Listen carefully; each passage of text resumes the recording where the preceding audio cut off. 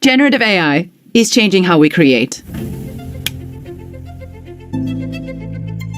For the first time, humans are supervising and machines are generating. It's helping us lift the dirty, dull, dangerous, and difficult tasks from humanity's shoulders so then we can simply focus on the very essence of our work, the vision, the idea, and the purpose. It's a complete paradigm shift for the future of jobs. I am Pinar Demirdag, and I'm the co-founder and the AI director of Seyhan. During this LinkedIn Learning course, we will talk about how to use that tool to drive the creation of your intention. Join me as we dive deep into this new creative revolution that I'm so excited about. And let's discover together how each of us can have a place in this age of advanced technologies. Hello, friends. Great to see you all. I am back because we're updating our course to bring you the latest and the greatest of generative AI. My first LinkedIn course, this one, What is Generative AI, was published back in March 2023. It was watched by millions and translated to 6 different languages. Thank you all. This really makes me blush. Thank you. It has also been almost a year and a half since it was recorded. If we count the fact that a day is equal to a year in AI research, this means that it has come time for us to update our knowledge base. That's why we're adding an additional 4 videos that you'll find under the chapter Working with Generative AI. If we were to summarize, in short, the most important developments in generative AI in the past year would be the following. First one, generative AI left the initial hype and demo tool status and started entering professional workflows for meaningful adoption. The second, thanks to the rise in computation and cloud integration solutions, generative AI tools became universally adopted. And as third, as humans, the more we understood that generative AI is simply a tool in the service of us humans, the more we left the initial fear and skepticism reaction and started exercising conscious contemplations. This made us start developing legal frameworks to make it part of our creative and production toolbox officially. All right then, let's jump right into it. The advent of generative AI can be likened to the invention of photography and celluloid film, a true creative revolution. With photography, we no longer needed to rely on the interpretation of an artist to capture reality. And with generative AI, we no longer need artistic talent to draw or to sing. We can access now concise information in just a matter of seconds. We can also automatically generate text, such as news articles or product descriptions. We can even design custom products, like shoes or furniture. We can produce music, speech, visual effects, 3D assets, and sound effects using algorithms trained on already existing data. I know, you're like, it all sounds magic, doesn't it? Yeah, it does. But like Arthur C. Clarke said, any sufficiently advanced technology is simply undistinguishable from magic. These machines are becoming 24/7 assistants, ready to perform a variety of tasks for us, resulting in the manifestation of our vision almost in real time. By training on large data sets, we can reduce the burden of repetitive tasks and complex computations, enabling us to focus on more creative and more strategic activities, which is the very essence of what work is really about.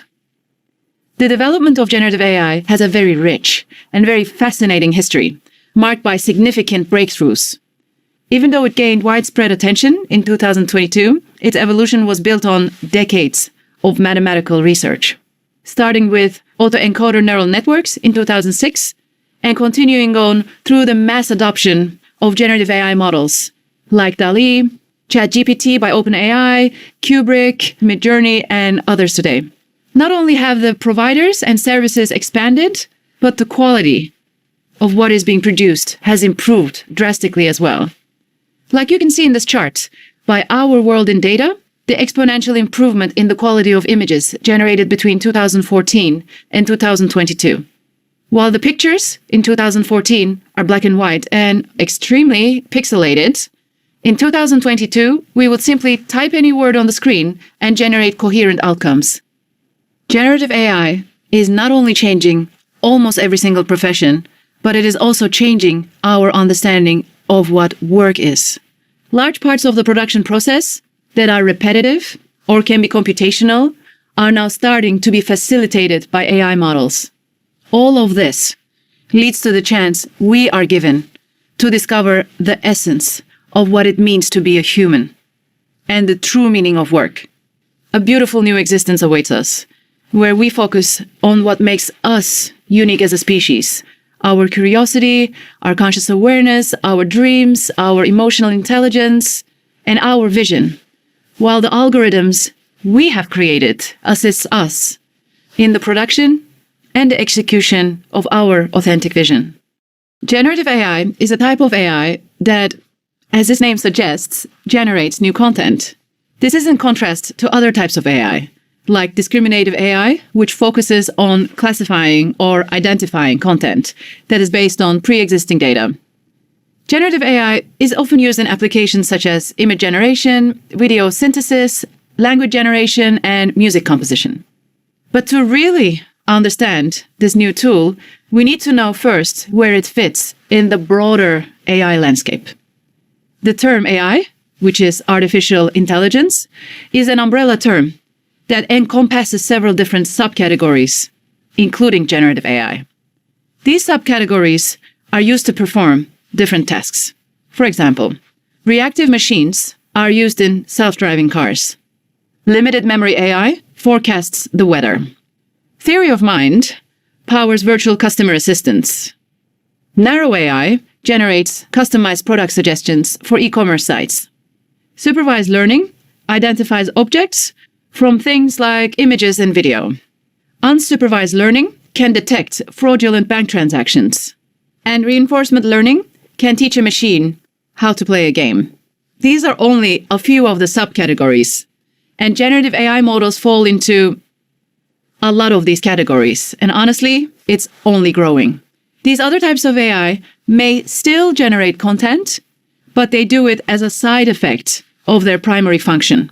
Generative AI is specifically designed to generate new content as its primary output, whether this is text, images, product suggestions, whatever. That's what generative AI is designed to do.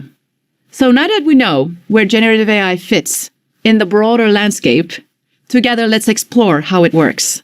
To understand how generative AI works, we first have to understand how it comes to life. I know how you're feeling. You're looking at the news and ChatGPT and Midjourney, like all this generative, what is AI? It's so complicated. You have no idea how to make sense of it all, but you know you need to, because this is where the world is evolving towards. Okay, let's start with AI 101. Imagine you and me, we're having dinner, and you ask me to pass you the salt. I look at the table, and I can make a discernment between a salt shaker and the rest of the objects on the table. Why?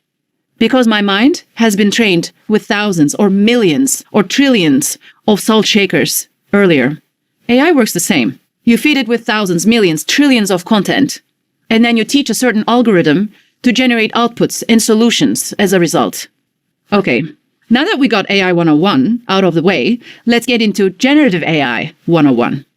Let's use cars as an example.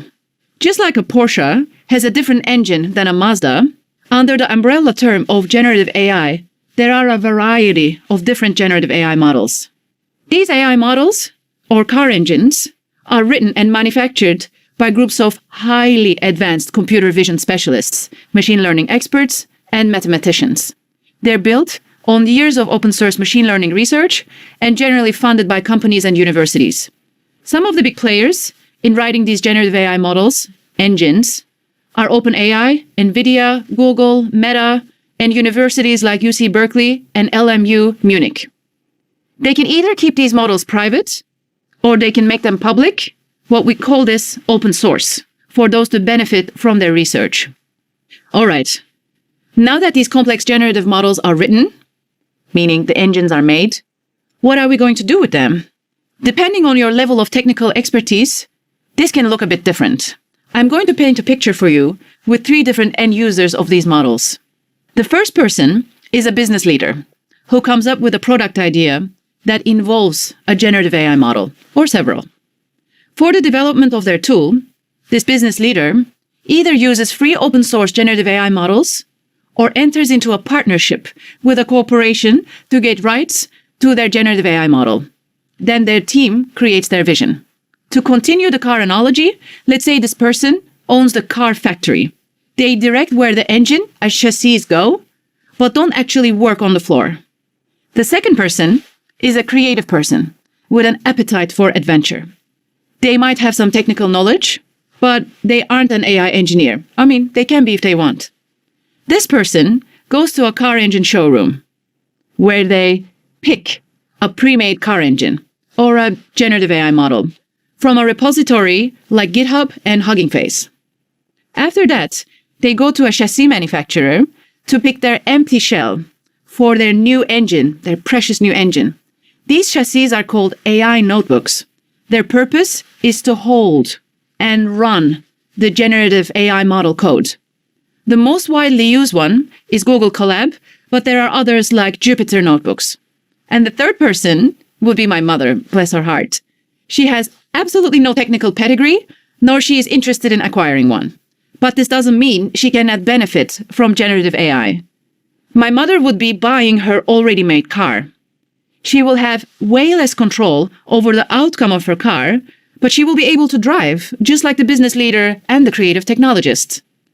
People with no technical knowledge can simply subscribe to an online service like OpenAI's ChatGPT or DALL-E, or download Discord and play with Midjourney, or download Lensa AI and Avatar Maker in their smartphone to play with the magic of generative AI. Well, this all depends what you want to do and what you want to build, and how much technical expertise you already have. Now that we have our car, our generative AI model, we can now start creating our own content and go for a drive. So now that we have our generative AI model and our chassis, we're ready to create our own content. If we're a beginner, we can use a paid service like Midjourney or Lensa. If we are more experienced, we can use a notebook and pick from available models. If you download a commercial app and upload only 10 pictures of yourself, like I did, the app suggests a variety of different avatars of yourself. It's super fun. If you are a more experienced generative AI user, a creative technologist, you can go to GitHub, choose your favorite generative AI model, and see if it is available in the form of a notebook. If it's not available, you can still inquire about it inside the generative AI community. They're super friendly people. And if you are a programmer, you can also create your own notebook by taking the model code from GitHub. For a demonstration, we will be running a Google Colab notebook named The Forum that is based on Stable Diffusion to generate a fantasy landscape. As you can see here, the notebook runs through the code and, depending on your settings, produces a personalized outcome. Google Colab requires a subscription. If you would like your generation time to be minimized, you need to buy a paid subscription. These notebooks offer a lot of personalized options for the quality of your outcomes.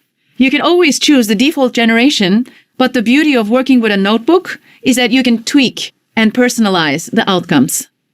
In summary, a model is a set of algorithms that have been trained on a specific dataset. A notebook is a tool for writing and running the code. A creative application is an example of how a model can be used, and the generated outcome is what the end user produces by using a generative AI service or a notebook that houses the model inside it. During this part of the course, we will be getting more familiar with some of the most well-known types of generative AI models and some of the applications they cover. Think of generative AI models, let's use the metaphor food. Under the term food, you find salads, soups, caviar, stews, fresh vegetables, and just like food, under the umbrella term of generative AI, you find several options depending on what you are craving for. So this isn't meant to be an exhaustive list of all the applications and all the models, but think of it more like a guide to the generative AI landscape and how you can make use of it. But keep in mind that this landscape is changing dramatically every single day. And there's a very good chance that when you're watching this course, there will be lots and lots of new players, models, and applications already born. But that's what makes it so exciting. So let's start exploring some of the main models together. Natural language generation is perhaps the most well-known application of generative AI so far, with ChatGPT in the headlines. Most of the hype around text-based generative AI is using a model called GPT. GPT stands for Generative Pre-trained Transformer. It's a language model developed by OpenAI, a research organization focused on developing and promoting friendly AI. The idea of pre-training a language model and finding it on a task-specific dataset isn't something new. This concept has been around for decades and has been used in several other models before GPT. However, GPT has become notable for its large-scale use of transformer architecture and its ability to generate human-like text, which had led to its widespread use and popularity in the field of natural language processing. Imagine you have a writing assistant that can help you write emails, articles, even a novel. GPT can take in a prompt, like a topic or a sentence, and can generate text based on that prompt. It can even continue a story or a conversation you started earlier. Here are a few industry applications. Let's start with GitHub. GitHub Copilot is a generative AI service provided by GitHub to its users. The service uses the OpenAI Codex to suggest the code and entire functions in real time, right from the code editor. It allows the users to search less for outside solutions, and it also helps them type less with smarter code completion. Another example would be Microsoft's Bing, which implemented ChatGPT into its search functionality, enabling it to reach concise information in a shorter amount of time.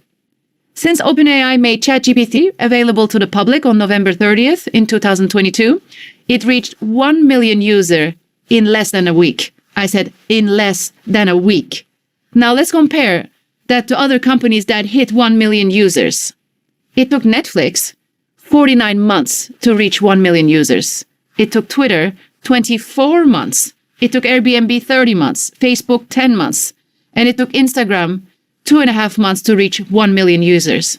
Let's remember, it took ChatGPT only 1 week. These figures demonstrate how easily humans adopted their workflow for co-creating with generative AI-based tools and services. This is amazing. However, GPT has several limitations, such as the lack of common sense, creativity, and understanding the text it generates, also biased data sets, and the danger of normalization of mediocrity when we come up with creative writing. Natural language models synthetically mimic human capabilities, but clearly, conscious contemplations are required before developing generative AI tools. ChatGPT is a wonderful tool for factual and computable information. However, I would advise us to approach it with caution when inquiring about creative and opinion-based writing. In 2022, we have seen a rise in commercial image generation services. The technology behind these services is broadly referred as text-to-image. You simply type words on a screen and watch the algorithms create an image based on your cue, even if your description is not very specific. There are 3 main text-to-image generation services: Midjourney, DALL-E, and Stable Diffusion. If we were to compare these 3 text-to-image tools to operating systems, Midjourney would be Mac OS because they have a closed API and a very design and art-centric approach to the image generation process. DALL-E would be Windows, but with an open API because the model is released by a corporation and it initially had the most superior machine learning algorithm.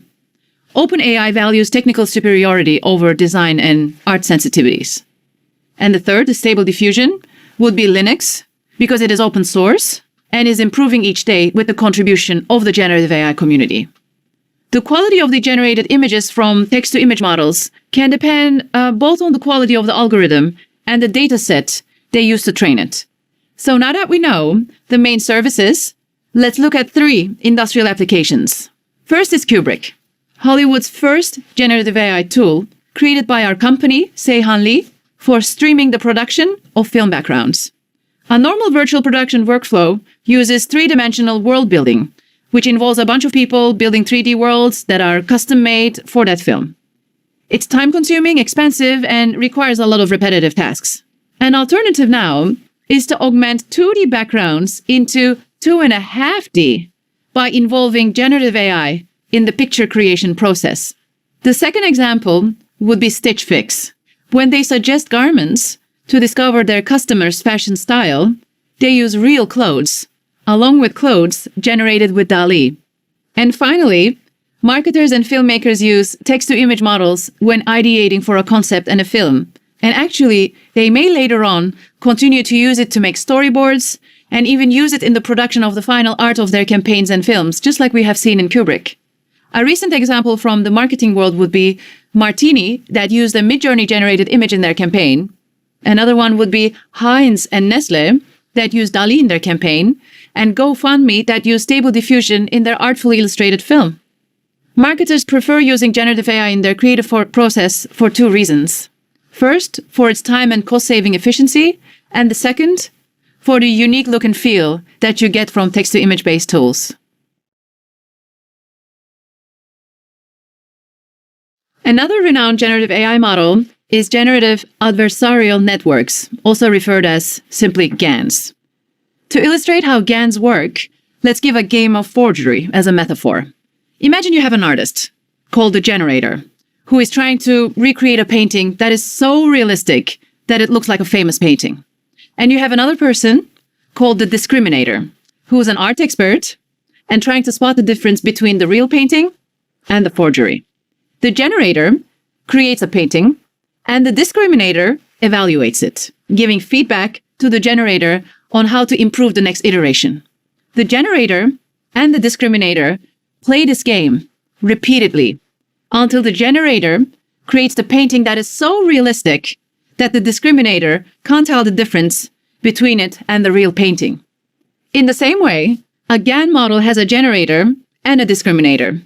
The two parts work together in a competition. That's why it's called generative adversarial networks. In this way, they improve the generator's ability to create realistic data. And over time, the generator becomes better and better at creating realistic data.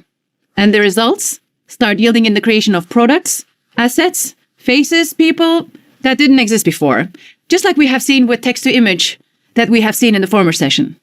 The difference, though, is that with GANs, you input one type of data, like pictures or bank transitions, and then you output the same type of data. Let's now give 3 real-world examples where GANs were used. We're going to start with Audi. They trained their own GANs to get inspiration for their wheel designs. This process created lots of different wheel designs that simply didn't exist before, and gave inspiration to Audi designers so they can pick and choose which designs they wanted to use in their final decisions. And remember, AI didn't design the final wheel. AI was simply a tool that the wheel designers used to inspire themselves for the final designs that they would make. Next, Beko, that is a European-based appliance brand, they use custom-trained GANs in their sustainability stand film, which also happens to be the world's first brand-funded AI film, created and produced by Seyhan Lee. We used GANs to generate lightning, leaves, roots, eyes, flowers, and created seamless transitions to flow between humans and nature. GANs have this beautiful transitional quality. And finally, in the context of financial fraud detection, GAN models can be used to generate synthetic versions of fraudulent transactions, which can then be used to train a fraud detection model. You know, what's really surprising with GANs is that the same generative AI model can be used for 2 very distinct professions. Here we are seeing some financial fraud detection solving and create a new tire styles for Audi, and then later on the same AI model makes impossibly beautiful visual effects for film. And that versatility is the greatest power of GAN models. Let's now move to talking about an application of generative AI that may not be as obvious as its use in generating images, like we have seen earlier, audio or text. But it's still a very important application nonetheless, and it is going to be the anomaly detection. One of the main models that we use in the space is variational autoencoders, referred as VAE. These models can be used for anomaly detection by training the model on a data set of normal data, and then using the trained model to identify instances that deviate from the normal data. This can be used to detect anomalies in a wide range of situations, like finding fraud in financial transactions, spotting flaws in manufacturing, or finding security breaches in a network. For example, Uber has used VAE for anomaly detection in their financial transactions to detect fraud. Another example would be Google has also used VAE to detect network intrusions using anomaly detection. And another one of a real-world application of VAE would be anomaly detection in industrial quality control. In this scenario, a VAE can be trained on a dataset of images of normal products and then used to identify images of products that deviate from the normal data. In this way, it can be used to detect defects in products such as scratches, dents, or misalignments. Another real-world example would be healthcare, where VAE is used to detect anomalies in medical imaging such as CT scans and MRI. Like Children's National Hospital in Washington, D.C. uses a generative AI model to analyze electronic health records. The model uses data such as vital signs, laboratory results, and demographic information to predict which patients are at risk of sepsis, allowing healthcare providers to intervene early and improve patient outcomes. Variational autoencoders are a flexible generative model that are not only able to detect anomalies, but are also a part of the architecture of several other generative AI models. The best way to predict the future, as they say, is to invent it. So let's talk about the future. In 2 to 3 years, in the gaming, film, and marketing sectors, generative AI will continue to be used in computer graphics and animation to create more realistic and believable characters and environments. This is going to be particularly important in 3D modeling. Generative AI will be used to improve natural language understanding in virtual assistants and chatbots, making them more and more capable of handling complex and nuanced conversations. In the energy sector, generative AI models will be used to optimize energy consumption and production, such as predicting demand and managing renewable energy sources, as well as improving the efficiency of energy distribution networks. As for the transportation sector, generative AI models will be used to optimize traffic flow and to predict maintenance needs for vehicles. In short, generative AI will be used to automate repetitive tasks and improve efficiency in a wide variety of industries. My predictions for the next 10 to 15 years would be generative AI will be used to create more and realistic and accurate simulations in fields such as architecture, urban planning, and engineering. The second would be to be used to create new materials and products in fields such as manufacturing and textile design. The third would be natural language generation will be improved in the fields of content creation, such as news articles, books, and even movie scripts. It will also improve self-driving cars by generating realistic virtual scenarios for testing and training. And also, it will excel in audio to asset generation, where you can speak and then have the AI generate an asset. In short, my prediction for the upcoming 10 to 15 years would be generative AI will be used in the creation and production of mass media quality books, films, and games.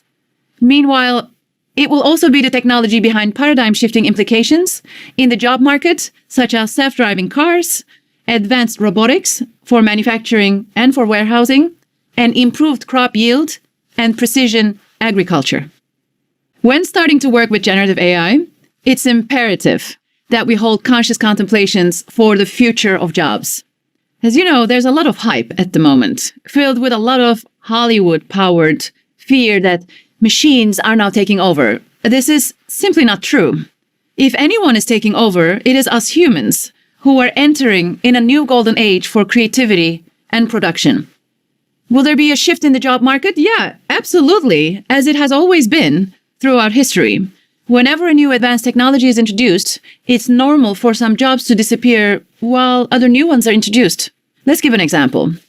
Before alarm clocks, there were knocker-uppers. These were kids who were hired to knock on the windows to wake people up. The job obviously disappeared when new job opportunities for alarm clock manufacturers emerged. The second example would be the switchboard operator jobs. They disappeared due to the widespread adoption of automated telephone exchange systems. And even though it made jobs disappear, automated telephone exchange systems revolutionized communication and connected people all across the world. What if I were to tell you that there's a very high possibility that certain parts of your job that are repetitive, dirty, dull, dangerous, or difficult the 4Ds, can be automated. As a result, you will have more time focusing parts of your skills that are more human-centric, like creativity, problem-solving, empathy, and leadership. Just like the digital revolution in the 90s gave birth to the emergence of new companies, we're now witnessing several new endeavors due to the generative AI revolution. As the co-founder of a generative AI-powered creative company, let me assure you that all our operations are run by humans. Our company employs developers, cloud architects, generative AI artists, customer relations, project managers, writers, creative directors, and human producers.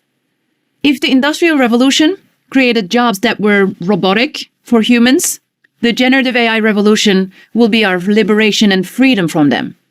Each person will turn into their own creative studio, and the barriers between your vision and its manifestation will disappear. Complex films, music, writing, and all forms of creative production tools will be simplified and given to your fingertips.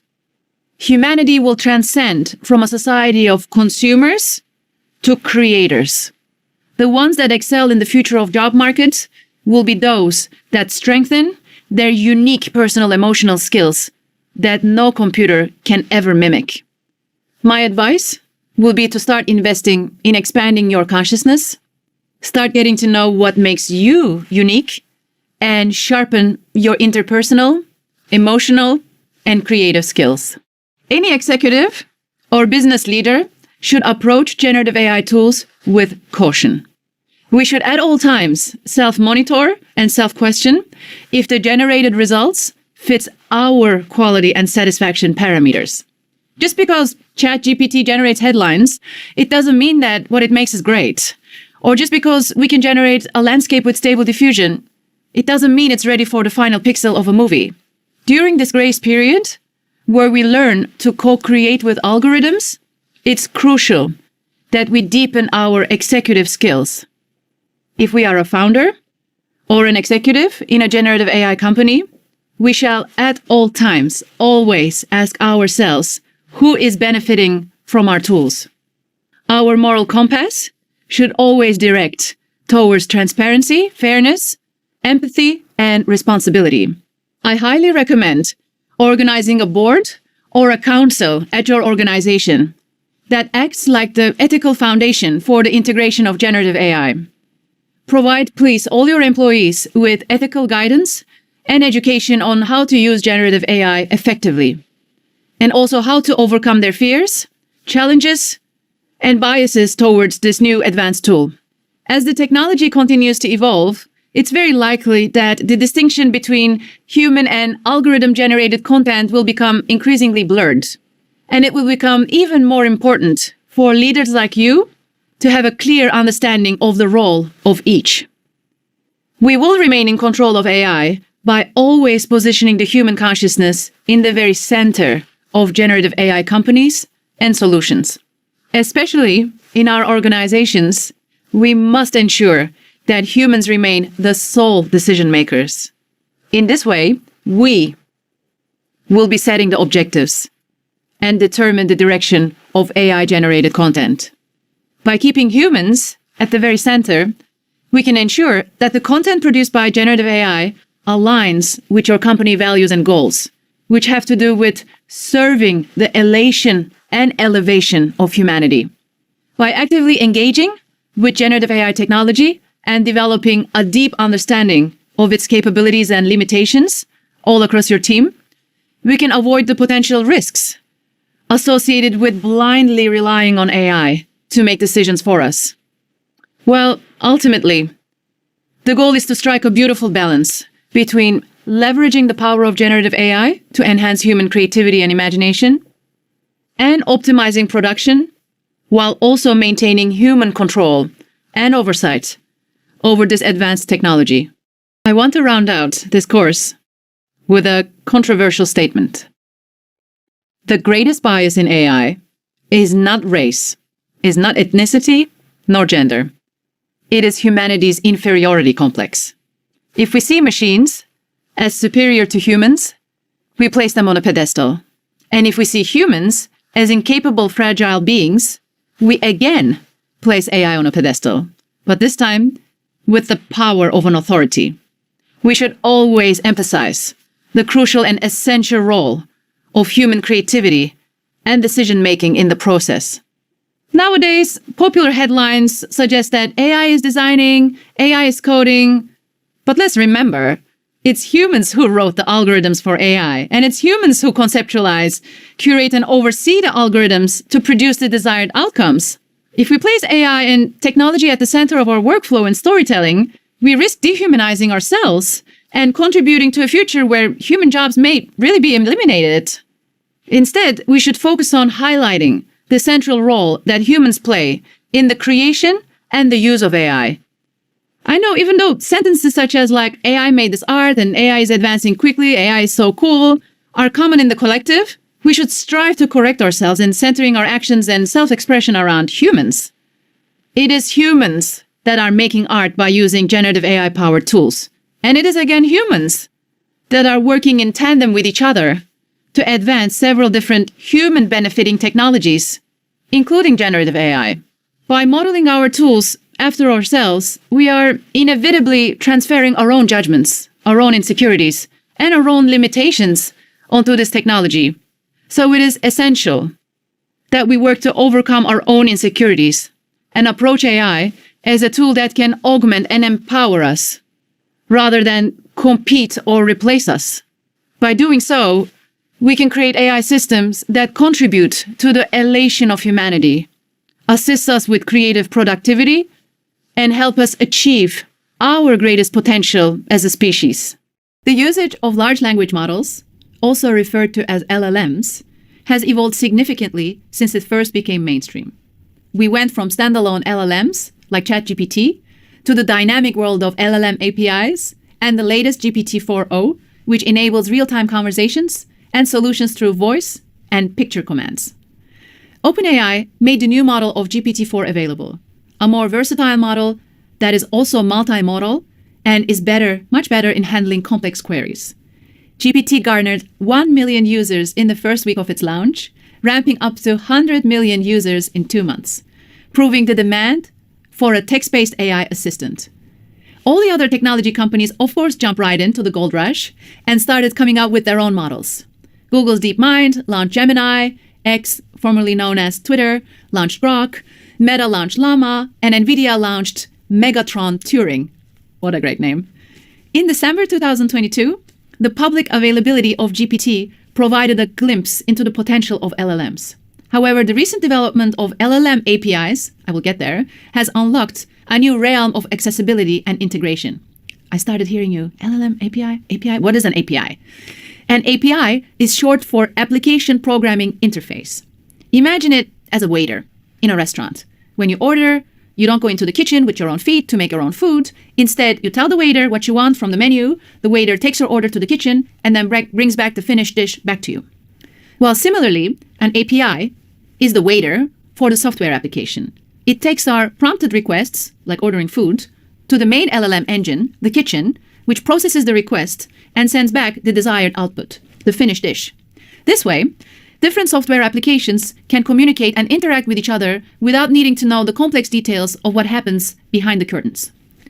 Since GPT made API access available to their main engine, they allowed developers to integrate the power of GPT models into their own applications, their own products, their own services. Of course, after custom fine-tuning GPT to the unique needs of their products. For example, Stripe customer support uses GPT APIs that are fine-tuned with the in-depth information about Stripe. Other renowned companies that use GPT API are Zapier, Jasper, Duolingo, and Shopify.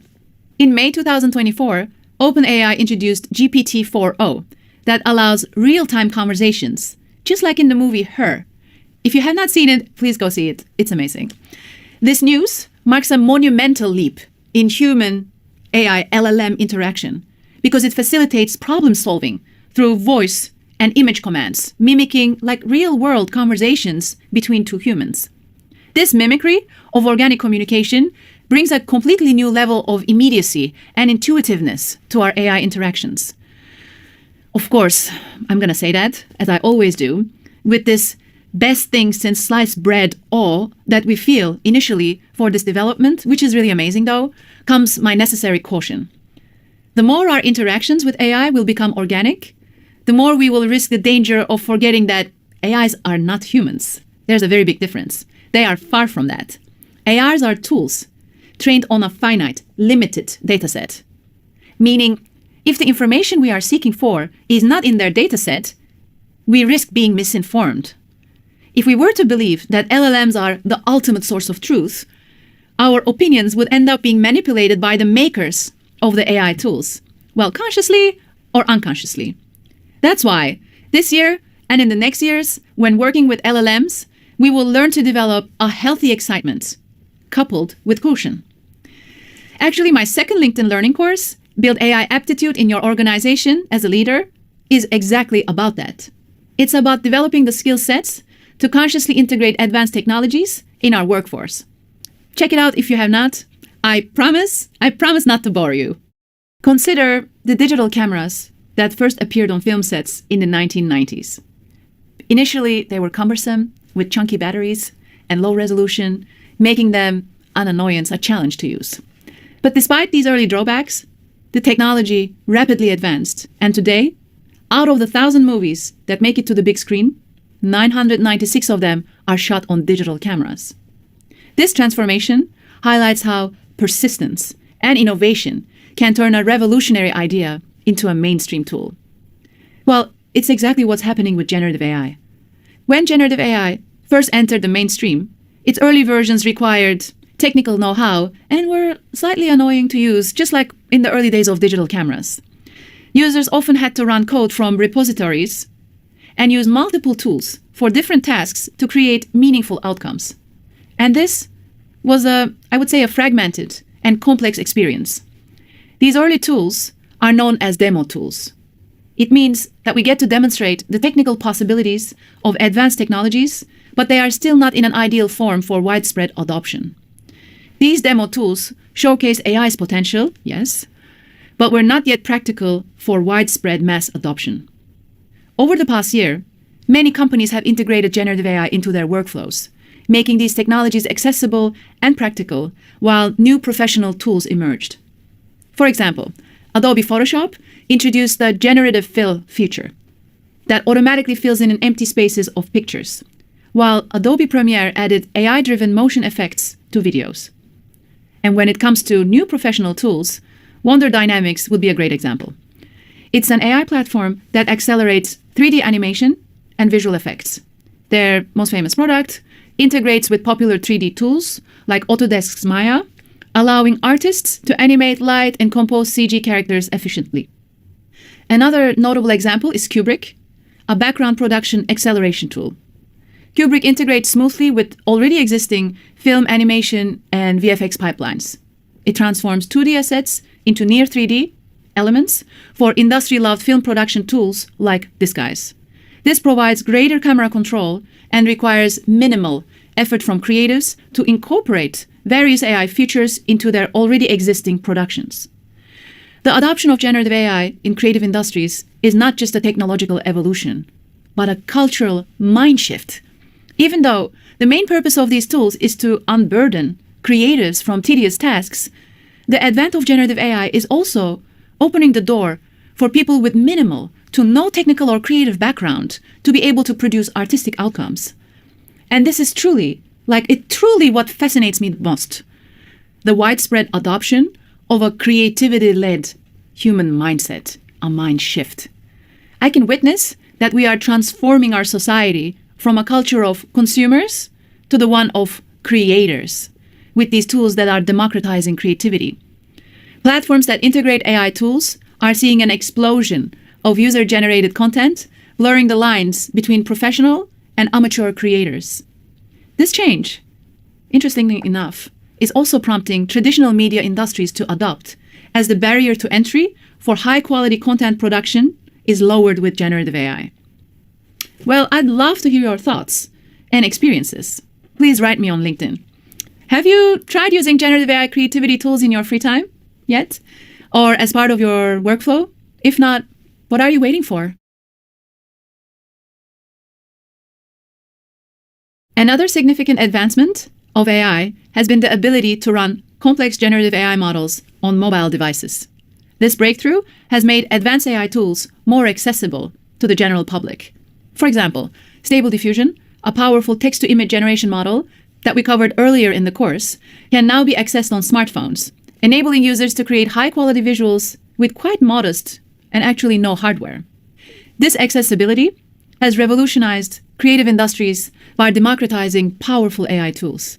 Artists and designers can now generate artworks, enhance photos, and create graphics directly from their mobile devices. This ease of access has invited more people to engage in creative processes, transforming how creative self-expression is produced and shared. Aside from phone availability of generative AI, cloud-based solutions have been pivotal in the widespread adoption of generative AI as well. Major technology companies like Google, Microsoft, NVIDIA, Amazon have integrated AI capabilities into their cloud platforms, making it much easier for businesses to leverage AI without significant upfront investments in infrastructure. For instance, Google Cloud's AI platform, Microsoft Azure AI, NVIDIA's Picasso and Edify provide comprehensive environments for developing, training, and deploying AI models. These platforms offer pre-trained models and tools for fine-tuning, enabling developers to integrate AI functionalities into their applications much more easily compared to last year. This integration has facilitated a wide range of applications, from customer service automation to sophisticated data analytics. Both of these, I call it mainstreamification, technological infrastructure advancements, significantly contributed to the public perception of generative AI. Initially, there was considerable apprehension about the potential negative impacts of AI, such as job displacement, ethical concerns, leading up to people feeling like they may be irrelevant in the future. However, thankfully, in the past year, with the widespread adoption of AI, we have started demystifying generative AI and started evaluating its tangible benefits in productivity, which shifted the public sentiment towards a more positive outlook. Beyond advancements in technical infrastructure, the rise in computation power and the heightened focus on generative AI in research cycles have significantly improved the quality and accuracy of creative AI productions as well. Developers have harnessed this increased output quality, combined it with a mission to create tools that address real-world problems. And this synergy transformed the use of generative AI from a hobbyist tool into a powerful professional asset. For instance, Kubrick, the tool that I mentioned in the former video, is now utilized in professional film, VFX, and animation productions. This transformation illustrates how generative AI has evolved from a novelty to a crucial solution in creative industries, significantly enhancing production efficiency and artistic craftsmanship possibilities. Another example of the jump between hobbyist to professional results of generative AI is the latest advancements made in video, text-to-video models. When I recorded my first course, the first examples of text-to-video look like, I would say, very bad pixelated clip art. And today, with OpenAI's Sora model, we can create sequences that are almost indistinguishable from reality. The creative AI tools that we've talked about in this video only scratch the surface of possibilities. As we continue to explore and develop advanced technologies, generative AI's role in our daily and professional lives will only grow more significant and transformative. Generative AI and its legal landscape have become increasingly prominent in professional circles over the past year. With the widespread integration of generative AI in various workflows, questions about copyrights of the datasets used to train these AI algorithms also started emerging. Generative AI models like Stable Diffusion are achieving impressive results due to a unique combination of factors like open source nature and its advanced diffusion model architecture, which is particularly adept at learning complex patterns. However, arguably, the most crucial factor is likely the sheer diversity of its training data. Stable Diffusion leverages the Lion dataset, a massive collection of 6 billion images scraped from publicly available online sources back in 2022. This approach of collecting data online without buying or making a deal with the respectful owners of the data is referred as non-ethical datasets. This approach, while raising concerns about copyrights and data ownership, also provides a vast and diverse range of content that the model can learn from. These diversified range of datasets result in quality outcomes. This stance in contrast to the emerging trend of ethical datasets, where companies meticulously curate and acquire rights to their training data. While ethically sourced datasets are critical for responsible AI development, they often lack the sheer volume, variety, and diversity found in non-ethical collections. This issue highlights the complex trade-off between data diversity and ethical considerations in the development of powerful generative AI models. The legal landscape often lags behind technological advancements, creating a gap where AI developments outpace regulatory frameworks. We have witnessed similar legal framework gaps with the rise of Web3 blockchain and the internet. The slow pace of legal changes means that current regulations may not adequately cover the nuances of emerging technologies. As the field progresses, I know that we will find a balance between leveraging diverse, large-scale data and ensuring that the rights of content creators are respected. Many countries have made decisions regarding AI regulations and copyright, highlighting the challenges and opportunities these legal frameworks present. The following is not meant to be legal advice, of course, but an overview of recent developments. For example, Europe has proposed the AI Act, which sets different rules for different types of AI applications, imposing stricter guidelines on high-risk applications like those in healthcare to ensure safety and responsible use. The United States is working on a national AI policy that considers the ethical, legal, and social impacts of AI, whereas China is balancing innovation with control through draft regulations that ensure AI developments align with socialist core values, and they also restrict data that might violate intellectual property rights. Japan and Israel have adopted a soft law approach, opting for flexible, non-prescriptive regulations to foster innovation while monitoring AI developments. Japan allows some use of copyrighted material for AI training under specific conditions, while the US and EU have more restrictive policies. The EU is updating its copyright directive to ensure creators are fairly compensated while still promoting innovation. In the US, a recent court ruling stated that AI-generated works cannot be copyrighted without human involvement, highlighting the complexities of applying traditional copyright laws to AI-generated content. These evolving legal frameworks aim to balance innovation with intellectual property protection, ensuring a healthy growth trajectory for generative AI. As generative AI continues to develop, finding the right balance between promoting innovation and protecting intellectual property will be crucial to all of us. This evolving landscape promises a future where AI is widely understood and responsibly integrated into various sectors. Now that we completed this course, what are we going to do next? There's only one way to go from here, which is to overcome all fear, judgment, and prejudice around AI. I understand. I genuinely, wholeheartedly understand and empathize with you, with all the confusion people have around AI. AI is going to take my job. It's going to replace me. What will I become if AI starts doing my job? These are, I understand, prevailing fears that I hear around me all the time. But next time that we're confused with AI, let's always get back to the basics. And remember that AI is nothing but a tool in the service of humanity, in the service of you. The best way to overcome fear is to broaden our perspective. And how are we going to do that? Let's start with doing our own research. We can research further after this course about AI and the power of humanity. We can think about what makes humans different than the machine and how can we strengthen these capabilities. Second, just start making things today, now. As we have seen during the course, you don't need to have a technical understanding of generative AI to start working with it. Like, I'm the co-founder of a company that uses generative AI, and still to this day, I haven't written a single line of code. And finally, stay creative. The biggest challenge that awaits us in the future will be overcoming the normalization of mediocrity. Generative AI is great, yeah, it's awesome, but it's simply a tool, like we said before. It's like camera that works the same way over and over when you use it.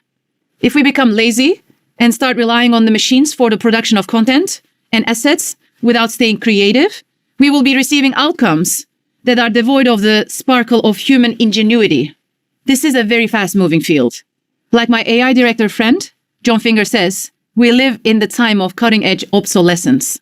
Even though generative AI may be one of the most advanced technologies out there, its exponential development means that just because you know how things work one week, you can simply completely be obsolete the next. For this, I would like to share with you all the resources I surround myself for my daily dose of generative AI to make sure that you don't miss a beat. Thank you wholeheartedly for listening to me and joining me in this course. And I leave you with this. Always remember that you are the power behind AI.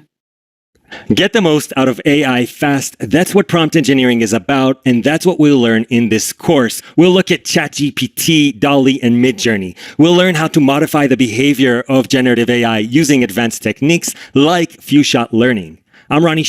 I'm a senior software engineer at an AI startup, and I've worked in numerous companies that lean heavily on artificial intelligence. If you want to be an AI wizard, you're in the right place, so let's get to it. In order to understand what prompt engineering is, let's first talk about what generative AI is. Generative AI is a broad description for technology that leverages AI to generate data. This data can include text, images, audio, video, and even code. Now, prompt engineering refers to constructing inputs that help us get the most out of generative AI and language models in particular. Now, this is a really fast-changing ecosystem we're dealing with here. And some of the technologies where prompt engineering really shines at the time of this recording are the GPT-related technologies, that is GPT, GPT-2, and GPT-3, as well as ChatGPT, the Jurassic models. There's GPT-J, which is an open-source large language model. Then there are text-to-image models like DALL-E, Midjourney, and Stable Diffusion. There's BERT from Google, as well as the new offering of Bard, which leverages Lambda.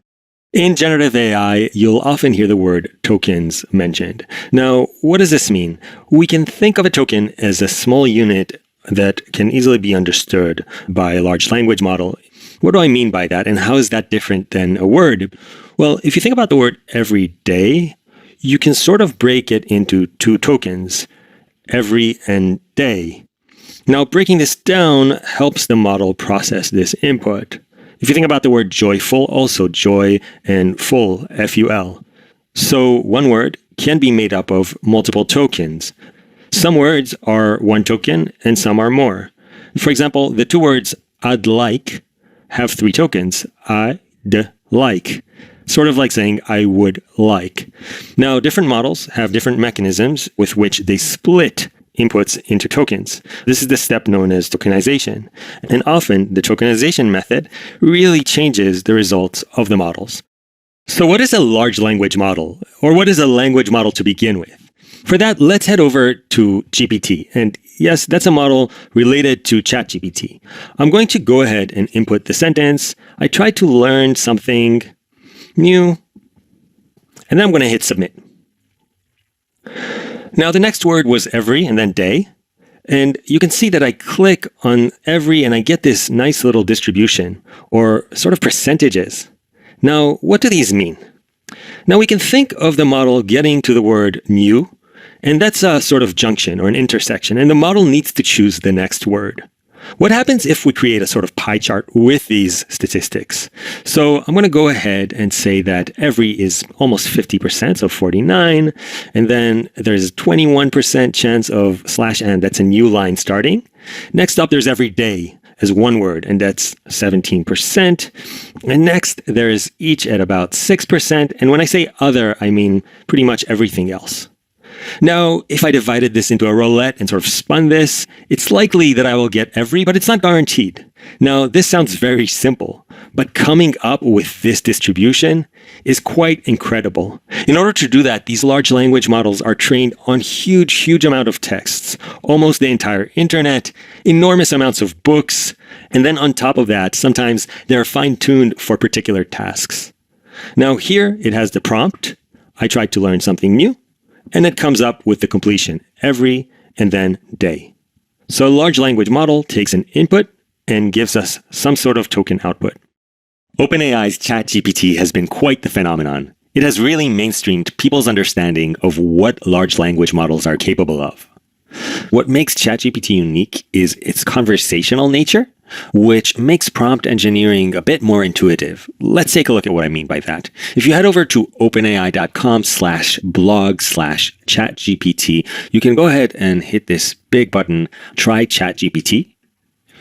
And you will need an OpenAI account, and setting it up is quite a breeze. I'm going to go ahead and sign in. Once I've signed in, I'll see the collection of my previous chats here, and I can start a new chat by typing something here. Now, there are some cool examples of things you can ask ChatGPT to do, and you'll see explain quantum computing in simple terms, got any creative ideas for a 10-year-old's birthday, but then you'll see limited knowledge of world and events after 2021. Now, what's that about? At the time of this recording, 2021 was the major training of this model. So in a sense, some of its knowledge is frozen in time. And there are multiple ways of addressing this issue, but it's important to keep in mind that many large language models have this kind of frozen in time knowledge of basically everything they've been trained with. So let's take a look at one of these examples. Let's do got any creative ideas for a 10-year-old's birthday. And as a parent, I actually want to try changing that to a 5-year-old's birthday. This practice of prompting a language model with an instruction without really giving it examples of the task you want it to perform is often referred to as zero-shot learning. So it's giving me these new ideas, and it says a themed birthday party, such as a princess or a superhero party, and it's doing like a trip to a local amusement park or a children's museum. Now, this is not the same as running a search on a search engine like Google or Bing. It's quite different because this, in a sense, is novice text. It's likely that this text is generated and is new to the world. And while this is mind-boggling, in the next few videos, we'll take a look at how this is done. Now, you can do other things. Let's do great. And let's do a little prompt engineering. Let's say, can you give me these in spreadsheet form? Now it's telling me that it's unable to create spreadsheets, but I'm not quite ready to give up yet. And this is where a bit of prompt engineering can help. So let's ask ChatGPT, can you format these so that I may paste them into a spreadsheet? Submit. So this is a great example of how a little bit of precision can turn ChatGPT's response of not being able to do something to easily completing the task. Now, finally, and this is a really cool one, let's ask it to go ahead and say, can you write a Python program that randomly chooses one of these ideas? And actually, many of these models have been trained on a large amount of code. And here it's showing me how it's creating a list of ideas and using the random module, it's choosing an idea and printing it to the console, which is quite mind-blowing. Now, I encourage you to go ahead and really test the limits of ChatGPT. It's a great way to explore what these models are capable of.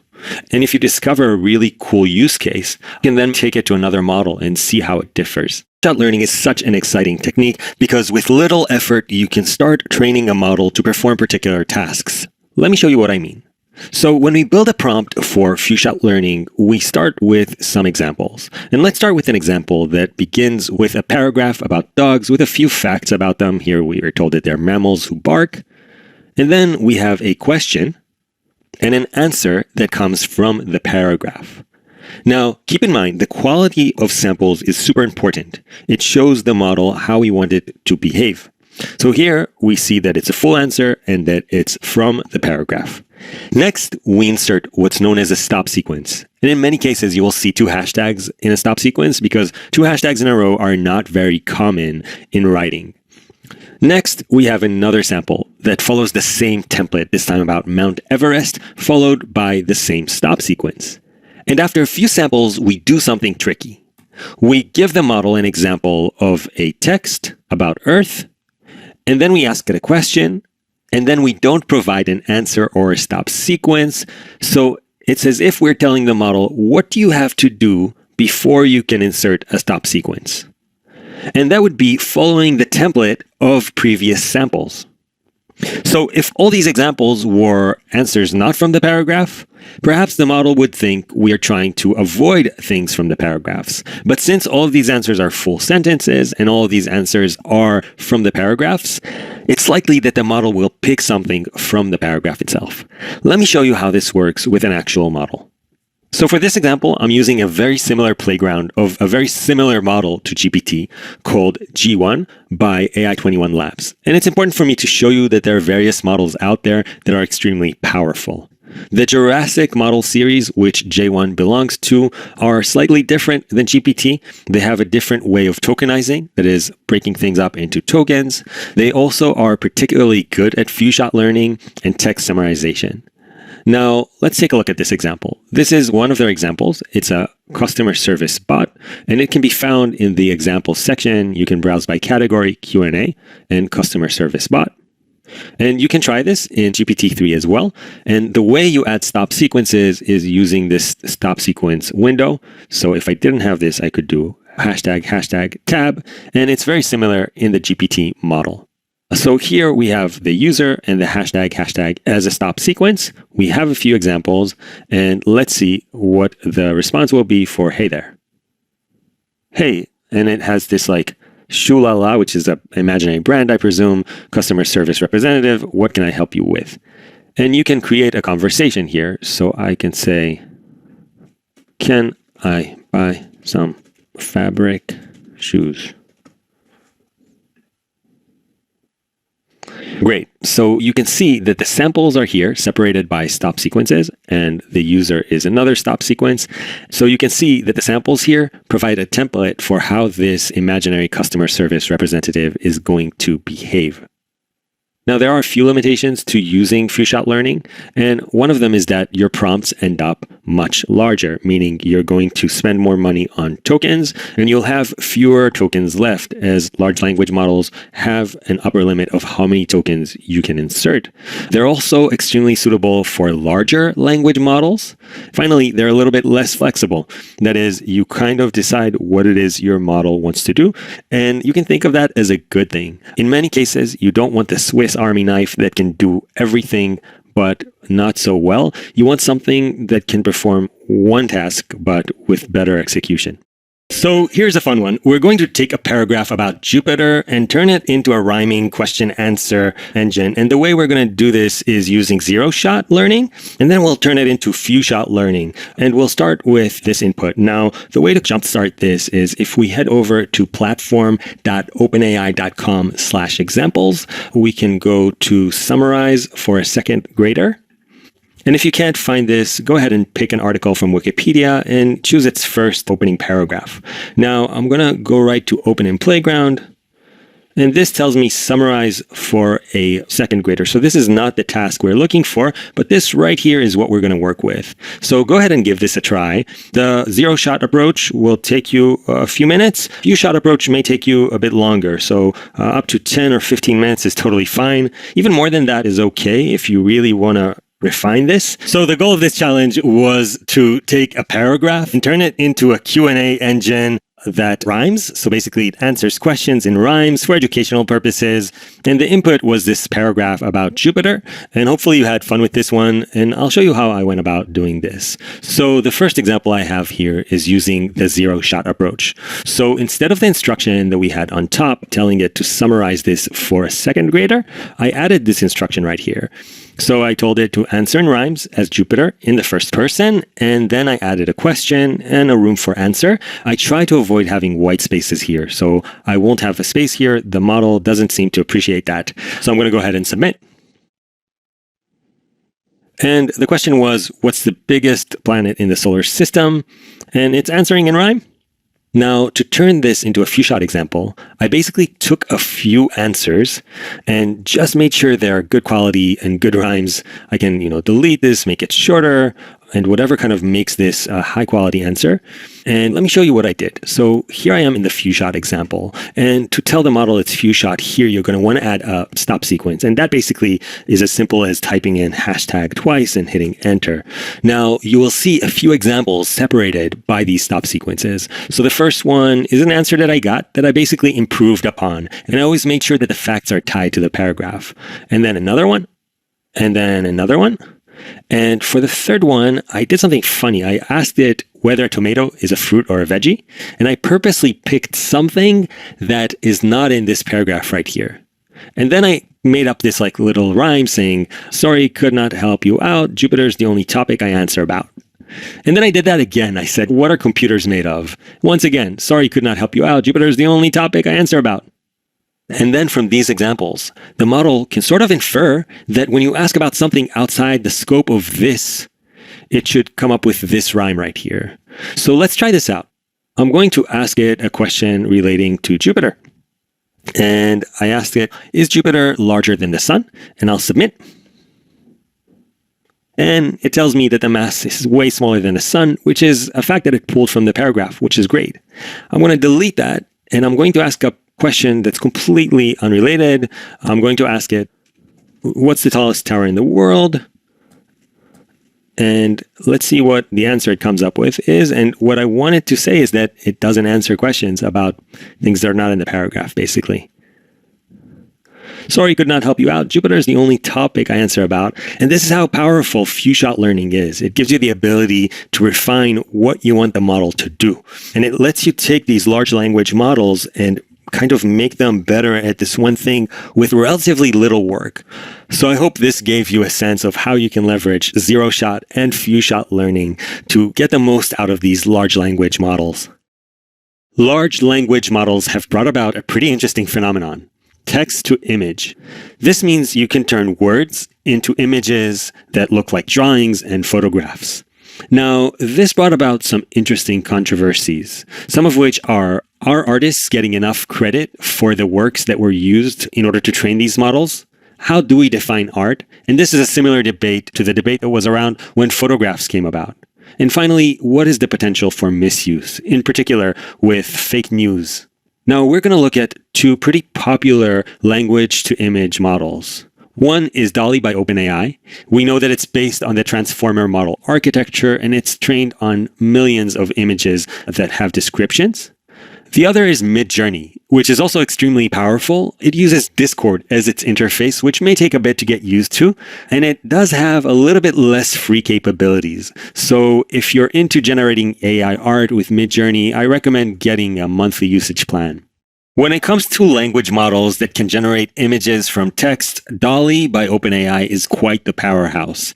Now, if you head over to OpenAI's blog, there's a great article called DALL-E Creating Images from Text, and it shows you a little bit about the inner workings of the model and how it was created. It's really neat, and it's also an interesting way to start digging into how these models represent meaning in something called embeddings. Now, go ahead and create an account. If you already have one, log in, and let's go ahead and make something. So here I am at DALL-E's main page, and there are some great ideas for prompts that work, and I encourage you to take a look at these to get a taste for what's a good prompt. Now, we're going to create a booth for a conference, so let's go ahead and type in a booth for an AI chip company. Now, you can put a comma and specify style. You can also type in digital art, which is OpenAI's recommendation if you want to enhance results of your generation.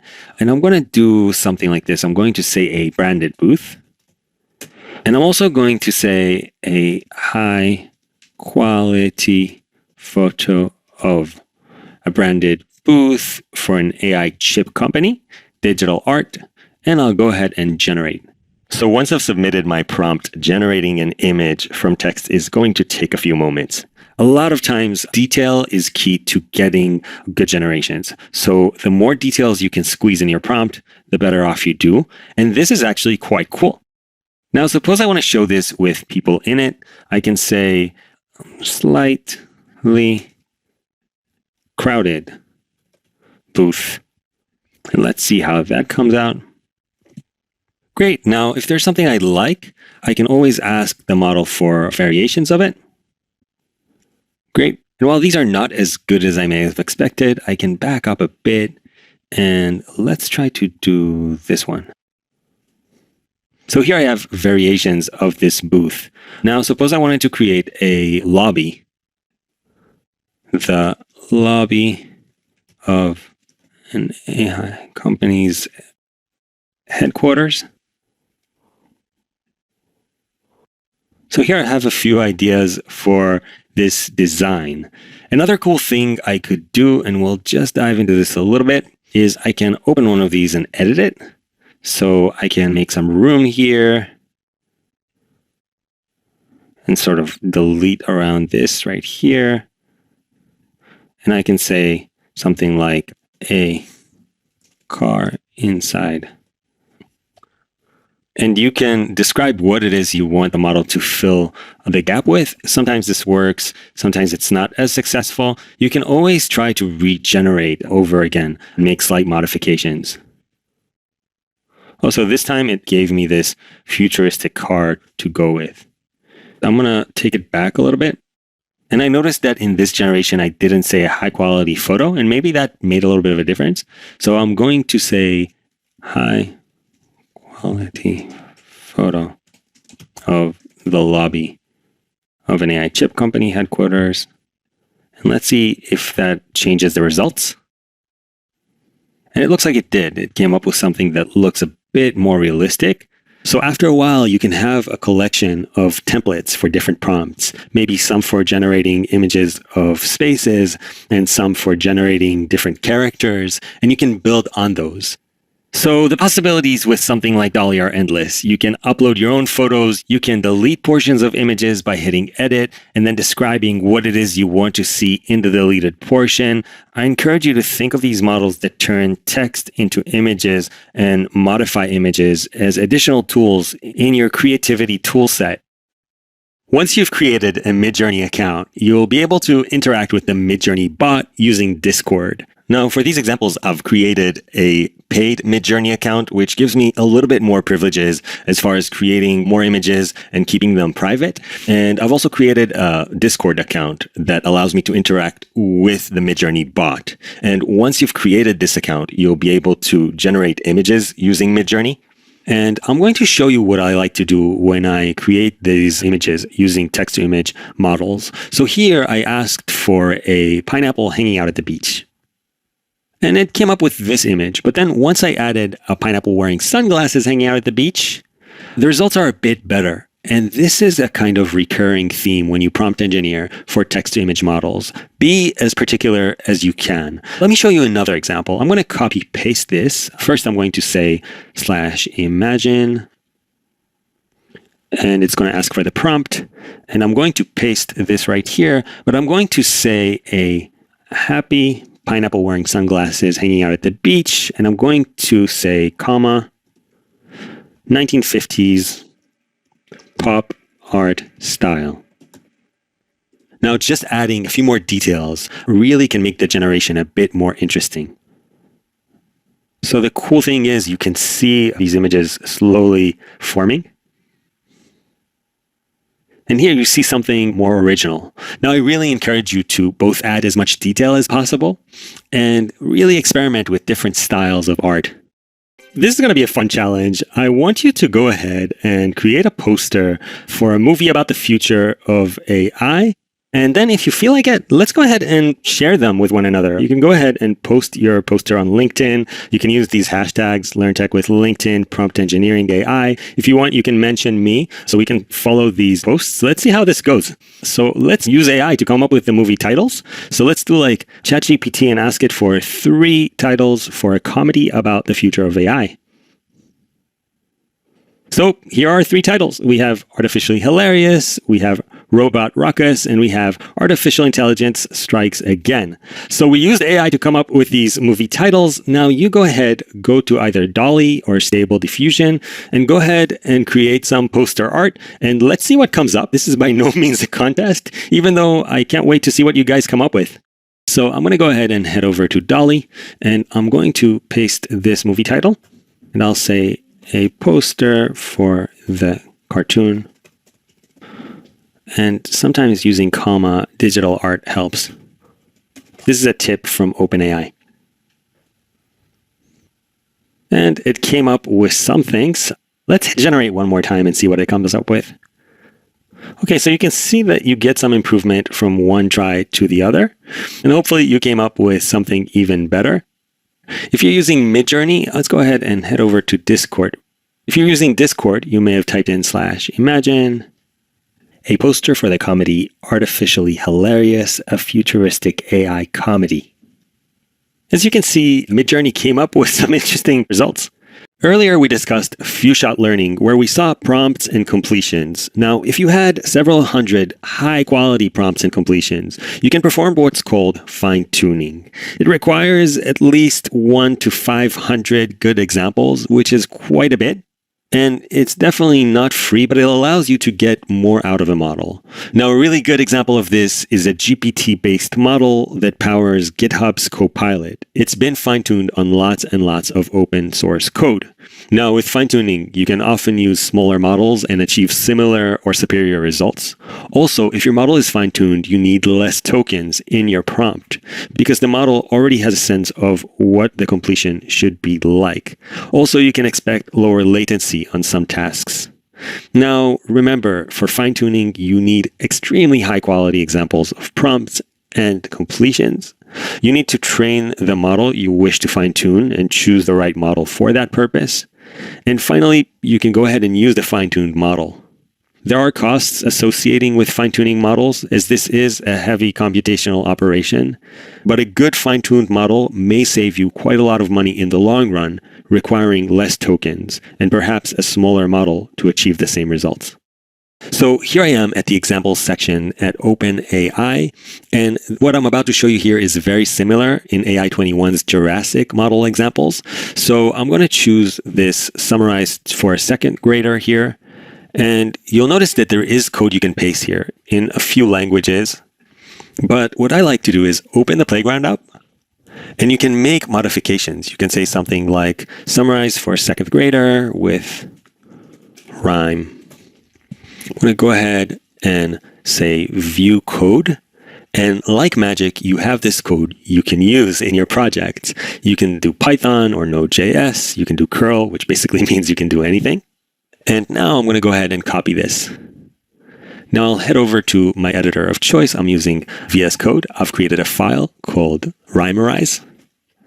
And I'm going to go ahead and paste this. And finally, I'll say print response. Now it's going to need the OpenAI library, and to install that, I'm going to type in Python 3-m pip install OpenAI, and make sure you've spelled this correctly and that you install the right library. I'm going to go and hit enter. And if you don't have Python installed, you can always get it at python.org. I'm going to go ahead and clear this. It's also going to need an OpenAI API key. And I'm going to go ahead and copy this. Now, I don't like putting keys in code. I use environment variables, and this example does as well. And the way to get this in an environment variable is to type in export. Go ahead and paste this. And then your API key, which is not this, you're going to need to obtain one. So the way to obtain one is to head over to OpenAI. And right here on this menu, you'll notice there is the View API Keys, and you just generate a new key and copy it. And you go ahead and paste it here. I already exported one before, so no need to do it. And let's see how this goes. I'm going to go ahead and type in Python 3 rhymerize.py. And just like that, I have my response. And let's take a look at just the text here. So the way to do that would be to type in response, choices, and say the 0, 1 text. And I'm going to run this one more time. Great. And just like that, I have this in my code, which is incredibly powerful. Just think about how many things can be done. The possibilities are truly limitless. Generative AI is incredibly powerful. And with great power comes great responsibility. Try to use this technology as responsibly as you possibly can. Always verify their output to make sure it's correct, and keep in mind AI biases. Many of these models were trained on data sets that contain human biases, and therefore many of these models become biased. Now, this is a huge problem, and it's perhaps outside the scope of this course, but these are important things to keep in mind when using such powerful tools. This is Ronnie Share. I wanted to thank you for taking this course. Now, if you're interested in this topic and all things tech, go ahead and follow me on LinkedIn. I post almost daily with updates on the tech scene, a few of my thoughts, and how you can leverage these technologies. As far as courses go, you should always search for new courses in topics like this that are rapidly changing, but there are a few awesome courses I can recommend. One of them is Training Neural Networks in Python. And this is more if you want to know the inner workings of a neural network. These large language models are, after all, neural networks, and diving more into this lower level stuff can really take you to interesting places. Now, if you're a hands-on learner, perhaps know a little bit of coding and want to step up your Python game, I have a course for you. It's Hands-On Introduction to Python by myself. And in that course, we put together awesome Python projects. And if you combine this course with the hands-on course, you can build some pretty cool stuff. So until next time, keep learning.